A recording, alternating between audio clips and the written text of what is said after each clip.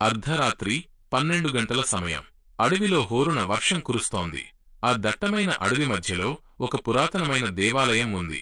అదే నాగేశ్వరాలయం. ఆ గుడిలో ఒక ముసలిముని ఋషి ఎంతో కాలంగా తపస్సు చేసుకుంటూ ఉంటాడు. ఆ ఆలయంలో కొన్ని శతాబ్దాల నుండి కాపాడబడుతున్న ఒక పరమ పవిత్రమైన మణి ఉంది. అదే నాగమణి. అప్పుడే వర్షంలో తడుస్తూ ఒక మిస్టీరియస్ యువతి తెల్లటి చీరలో ఆలయం లోపలికి వస్తుంది. ఆమె కళ్ళు వింతగా పచ్చరంగులో మెరుస్తున్నాయి. ఋషి నిదానంగా కళ్ళు తెరిచి చాలా ప్రశాంతంగా ఇలా అంటాడు, వచ్చేశావా? 100 ఏళ్ల తర్వాత మళ్లీ అడుగుపెట్టావు. ఆమె చిన్నగా నవ్వి, నా పేరు ఇషాని. నేను నాగలోకం నుండి వచ్చిన నాగినిని అని పరిచయం చేసుకుంటుంది. ఋషి గంభీరంగా, ఎందుకు వచ్చావు? ఈ నాగమణి కోసమా అని అడుగుతాడు. ఇషాని మెల్లగా ఆలయంలోని విగ్రహం వైపు నడుస్తూ, కాదు, ఈ నాగమణిని రక్షించడానికి వచ్చాను అని చెబుతుంది. సరిగ్గా అదే సమయంలో పెద్ద శబ్దంతో ఉరుము ఉరుముతుంది. వెంటనే ఆలయం తలుపులు బద్దలు కొట్టుకుని ముగ్గురు ముసుగు వేసుకున్న వ్యక్తులు గన్స్తో లోపలికి వస్తారు.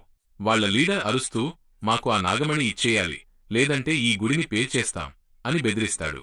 ఋషి ఒక్కసారిగా షాక్కు గురవుతాడు. కాని ఇషాని కళ్ళు వెంటనే పాము కళ్లలా మారిపోతాయి. అది చూసి ఆ ముసుగు మనుషులు నవ్వుతూ, ఏం చేస్తావ్?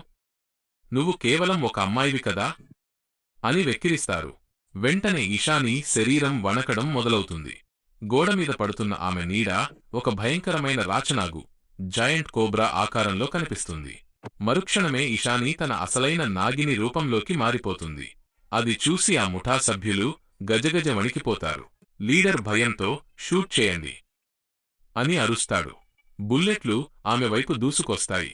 కాని ఇషాని మెరుపు వేగంతో తప్పించుకుని ఒకడిని అటాక్ చేసి కాటువేస్తుంది. వాడు సెకండ్ల వ్యవధిలోనే ప్రాణాలు కోల్పోతాడు. అది చూసిన మిగిలిన ఇద్దరు ప్రాణభయంతో అక్కడి నుండి పారిపోవడం మొదలుపెడతారు.